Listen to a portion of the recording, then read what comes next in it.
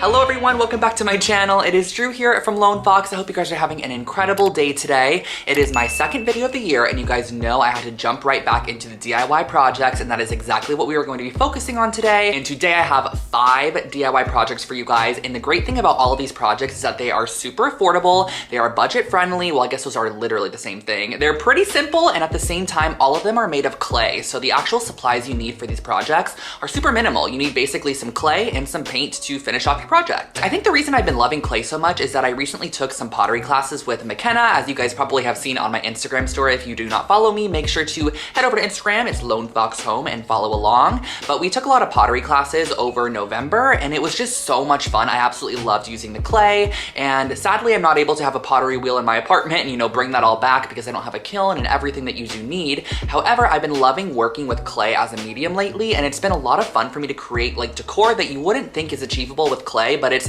actually extremely simple and easy. And besides that, I also wanted to mention to you guys that I am having a little sale over on Lone Fox today. If you guys did not know, I have an online shop, lonefox.com, where I sell so many really cute home decor and DIY goods. I have merch, there's just a whole vast array of stuff, and I'm having a little New Year sale, so you can use code 2021 for 15% off of your order. And if you guys did not already know, all orders over $75 ship for free in the US, which is also an amazing little thing because you get the discount and the free shipping if you live in the United States.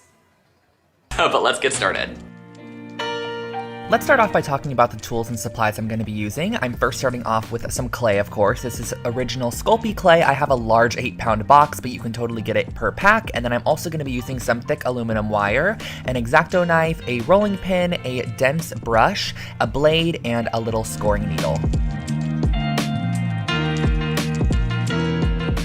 Alrighty you guys, so let's get to work. The first thing that I did was I grabbed a generous amount of clay, and I'm going to be rolling this out into a long log section. And basically, you're going to want to be able to cut 4 equal pieces of clay because we're going to be creating some rings with it, and I just ended up making mine about 3/4 of an inch thick. And as you can see here, I'm going in with my blade section and kind of just maneuvering the clay into what I think could be a circular shape, cutting it where I know that I would probably want to cut it anyways, and then I measured out 4 more pieces of clay the same exact length as the first one that we chopped. So you're basically going to want 4 of these. I actually only ended up using 3 of the rings, however I did 4 just for good measure.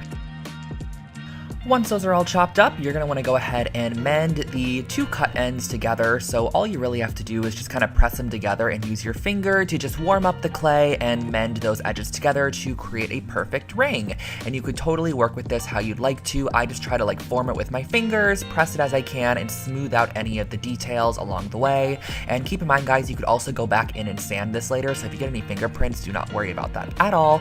But you're going to want to close off all of your little ring sections as I'm doing here. So yes, we did create perfect circles just to cut them in half because we're going to want these half circle, almost macaroni shaped pieces because these are going to be able to be used on the side of our vase to create the perfect shape. So I cut them in half, and you're just going to pop these in the oven and bake according to your clay's instructions, which for me was about 30 minutes. Once they came out, they should look similar to this, and then I went ahead and I grabbed a 220 grit sandpaper because as you can see, the edges were not perfect. So all you have to do is kind of rub those cut edges along the sandpaper, and once you rub it for quite a bit, you're gonna get a nice kind of clean finish on that edge, which is a little bit more stable for gluing. So I went through and I sanded down all of those edges, and this vessel here is from the dollar store, which I love, and I ended up using my hot glue. It is the Gorilla Hot Glue, so it bonds perfectly with glass. I've used this on all my glass projects, and it is truly the best glue that I have used. And I'm going to start off at the bottom side of my vase on one side, and I'm going to add glue to both of our little sanded edges, and you're going to want to glue these in a row. I ended up doing 3 of them in a row, kind of going up from the bottom up to the top, but you could probably do 4 if you wanted to. However, I wanted a little bit of space above the 3rd, as you can see here, just because I kind of liked the minimalism of that. And you're going to repeat the same exact steps on the opposite side. And now comes the fun part of painting. So I grabbed a couple of like corally pink tones. I mixed in a little bit of brown to neutralize the pink color, and then also some white just to lighten up the overall shade. And I of course had to add a little bit of baking soda. As you guys know, adding baking soda to paint just kind of gives it more of a ceramic finish, which I love. And I knew I wanted this vase to almost appear as it was made from clay or ceramic. However, we just made a couple of elements from clay, and then we used a glass vase as the base.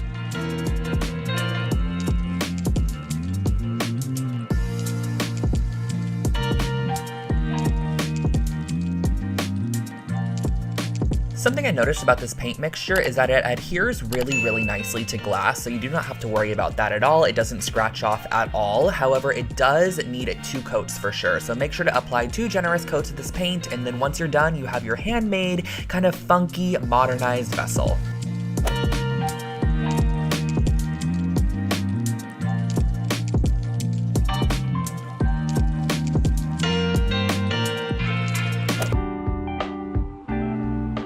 Moving on into project number 2, this one is definitely probably the easiest of all of them because we are going to be using a mold for our clay, and this is essentially a coaster mold, which I will link it below for you guys. I got this a while back for a set of resin coasters I was using, and traditionally you would use this mold for resin, of course. However, I'm going to go in and fill this mold, since I had it on hand, with some clay, and I just went over the top of it with my roller here. These clear rolling pins are super nice for clay, so I highly suggest investing in one if you want to do a lot of clay projects in the future. I got mine at Joann's, and I will link it below for you guys. So I'm gonna go ahead and unmold my little clay section, and at this point you could totally rework it if you want to. You could add additional details if need be, but I wanted to add one more element, which was just a little ball of clay. So I'm rolling up just a small little section of scrap clay into a ball shape and pressing it onto one side of our coaster area. And then once I press that down, I'm actually going to be using one of those incense sticks, which I got at the Dollar Tree actually, and I'm going to be pressing that into the top to create a little hole. That way, once we bake this, we have a place to put our incense stick in the future.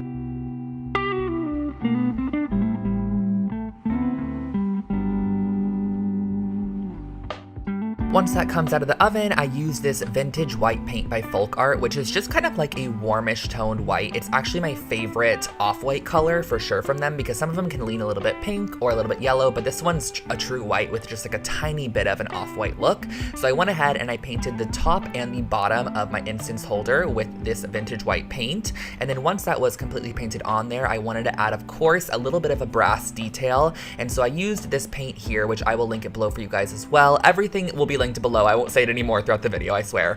And I'm gonna go around the edge and use one of these like flat brushes. I love using these kind of flat, very angular brushes, I guess you could say, to kind of cleanly apply the paint all the way around the edge. The nice thing about putting it in the mold is that you do have a very even edge on it, so all you have to do is go around and make sure that you apply a generous coat of your brass gilded paint to the edge of this. And I also actually applied the paint to the ball on the top as well, just to kind of add a little bit more of detail. I think this ended up looking super cute in the end, and honestly, it looks really expensive, which I love.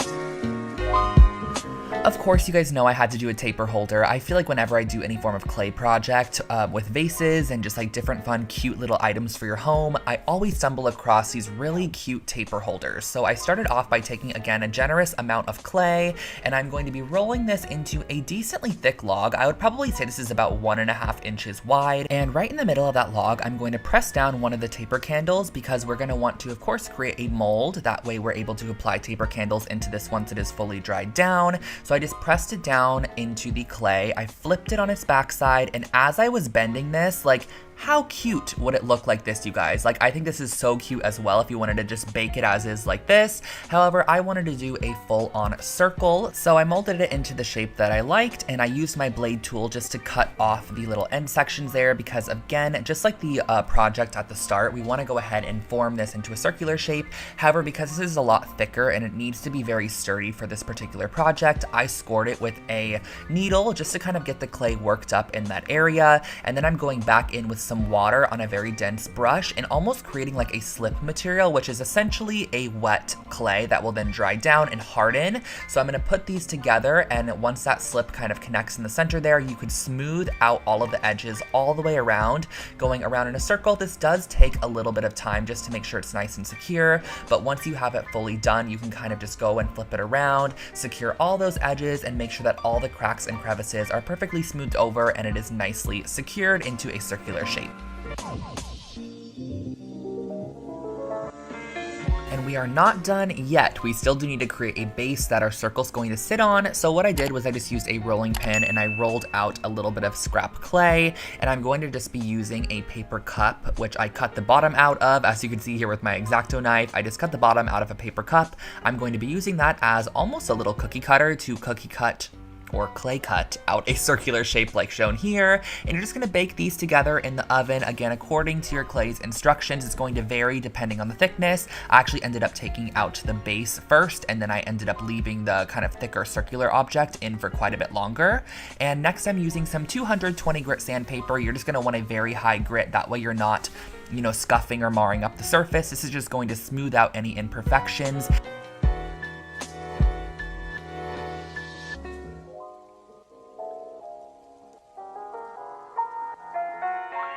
Once that was all sanded, we're gonna go ahead and connect our two pieces together. Now, this is something I didn't really think about. Whenever I think about clay, I feel like it always has to be connected during the kind of wet process and then baked into a dry finished piece, but you can totally glue together different pieces of clay to create a finished object. And that's exactly what I did here. And then I also went in with some of this folk art paint, which is called parchment. However, I didn't really like the way that it looked. I figured I'd leave it in here just to show you guys the color in case you liked it yourself, but it looks really pretty in like a light tan tone in the bottle, but as you paint it on and it dries, it almost turns into a baby pink color, which was not the kind of colorway I was looking for this particular piece. I wanted it to be more kind of clean and very kind of stark and white, but just with a tiny dash of color, and this one just kind of made it a little bit too vibrant for me, which I know sounds odd because it doesn't look vibrant on camera, but in person it was very pink, so I just went over the top of it with some white acrylic paint, and you're good to go. This finishes off your little taper candle holder, and you can make these in different shapes and different sizes.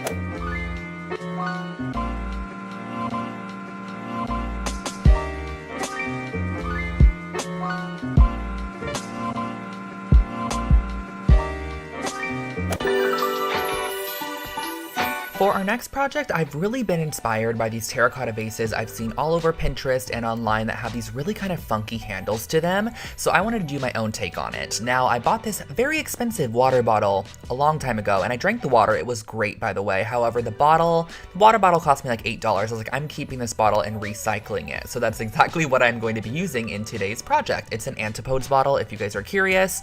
And what I started off by doing was taking some clay, and I'm going to be flattening this out into about a 1/4-inch sheet, and I'm going to be covering the entire bottle in this clay. And the reason I did this was because I wanted the actual finished vase to have some texture to it, and I didn't want to only have like a ceramic finish paint on it. I wanted you to be able to see that it was actually constructed of clay, and it didn't look like something that was just painted with, you know, a ceramic paint. So I did create a couple sheets of clay, which were about a 1/4-inch each, and I just pieced them together as I kind of pressed it around the entire glass bottle. So as you can see here, the clay did not meet up perfectly at all, but a great method for making sure that your clay is nice and smooth is to actually bring your rolling pin over and roll it on top as you're kind of pressing the clay in. It will really kind of tighten up any seams you might have and overall just make the clay kind of appear a bit more smooth. So I used the rolling pin and kind of went over the entire bottle, which I thought worked really nicely for me. And I just used scrap pieces of clay on the bottom here, things that I kept from past projects, pressed it on and smoothed it out with the rolling pin, and you are good to go. So let's go ahead and make the handles, which is the most fun part in my opinion. So this is where we're introducing that wire that I was talking about at the beginning, and I will link below the wire I'm using, you guys. It is an aluminum wire, so it's super easy to bend and cut, but it's going to add so much stability to our handles. So I'm forming out my small handle here, and I cut about a 3.5-inch strip of wire for our small handle and a 6-inch strip for our large handle. So once you have the shape kind of created with your wire, you're gonna go ahead and wrap the clay all the way around the wire so that it is kind of just in the middle of your clay, if that makes sense. Now, if I was to go back in time and redo this project, I would make the handles thicker for sure. I just made them a little bit too thin, which I still love the way that this vase turned out. I think it's super cute, but I would have added a little bit more clay just to make them seem a bit more substantial and thick because they just seem a little bit thin. However, it's totally fine. You could adjust this to whatever you want it to look like. So I went ahead, I wrapped both the large and the small handles, and as you can see, the left side I've already applied the handles to, and all you need to do to apply the handle on is just to kind of press press it in to start so that the wire goes into the clay of our vase, and then you're gonna go around and smooth over the top of that. Traditionally, if you were working with this in a ceramic setting, you would go create some slip and you would score it and you would put it on there and you would just mend it together. However, because this is just a clay object, I just went ahead and I pressed the wire in, smoothed out all of the edges, and I just popped this into the oven for about 25 minutes. Everywhere on this vase actually has a very thin layer of clay, about 1/4 of an inch, so that's all it really needed was 25 minutes. I popped it out, let it cool down, and I used my terracotta spray paint and I sprayed the entire outside of this vessel, which I really think gave it that finished look. I think I want to go back in and maybe add a little bit of a distressing to it with some white paint, or just give it a little bit of an antiqued look, but for now I really love the terracotta finish.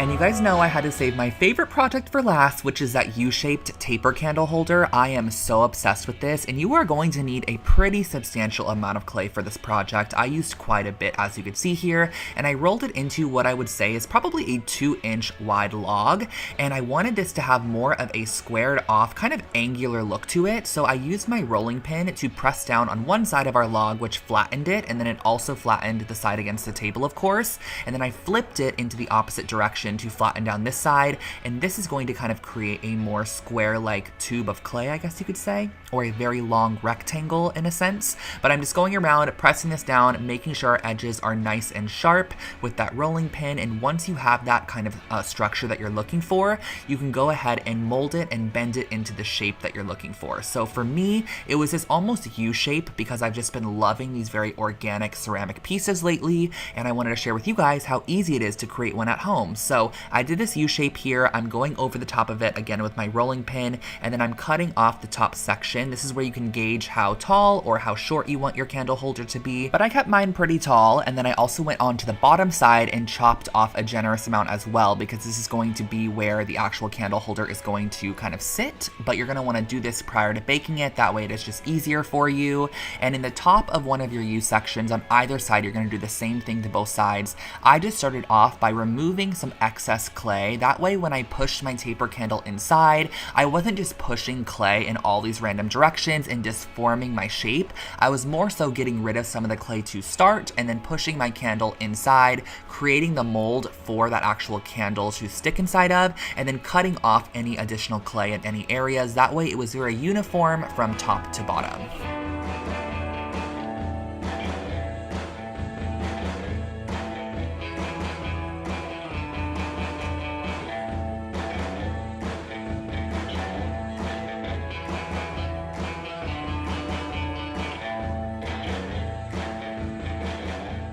Once this came out of the oven, I gave it a coat of this glossy almond spray paint, and I thought a gloss would be really fun on this. I never gravitate towards gloss, but I thought it would add a retro touch, and that finishes off your taper candle holder.